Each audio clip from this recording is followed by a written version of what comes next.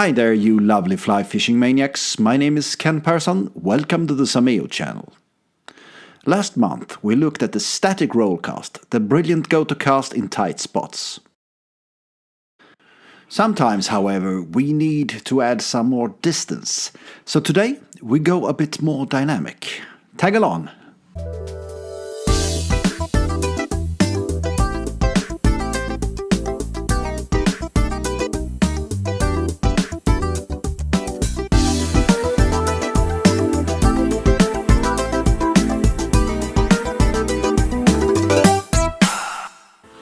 We're back here in the lovely castle of Strömsholm to see our friend the master caster blaster Ola Spång. Even if Ola here got plenty of room for an overhand cast, he still uses the dynamic version of the roll cast. Dynamic roll, switch cast, underhand cast, jump roll cast, touch and go cast, so many names for the same technique. Whatever you like to call it, this cast when perfected got many advantages. It is easy to control, you can perform it almost anywhere and you lose less flies to the nasty trees and bushes since it doesn't need any backcast. So what is the difference between a static and a dynamic roll cast? Well, on the static roll, the line stays in the surface all the time. It's static. You can actually let it lay totally still before performing the forward stroke. In the dynamic cast, you first lift up the line to leave the surface. You make it do a short flight in the air before anchoring the leader, and just when it hits the surface, you perform the forward stroke. So it takes some practice and good timing.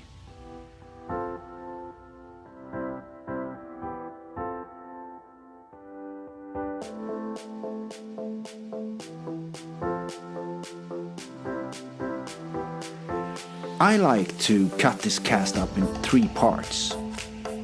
First the lift, then you make a short controlled backcast to place the leader on your preferred anchor spot in the water, and finally you lift your hand up and you perform the forward cast. The final part of the cast is exactly as all the other casts, so you can use the same forward stroke as any overhand or roll cast.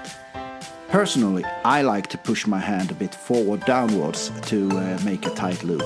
Now, keep on practicing this cast with the same length of the line to place the leader to the anchor point in the same spot every time.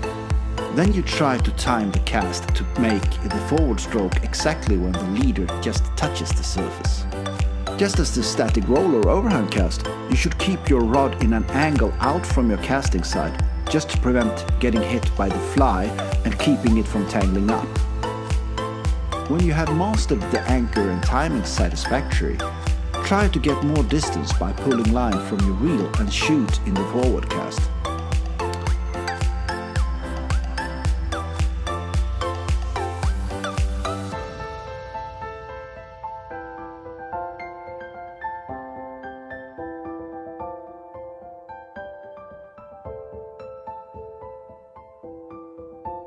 This is a cast from all types of flies, and even if it might be most used in rivers, it's very effective in many lakes as well. There is usually obstacles behind you, even on dedicated casting decks. With this cast you can cast in more angles, in spots most people can't cast.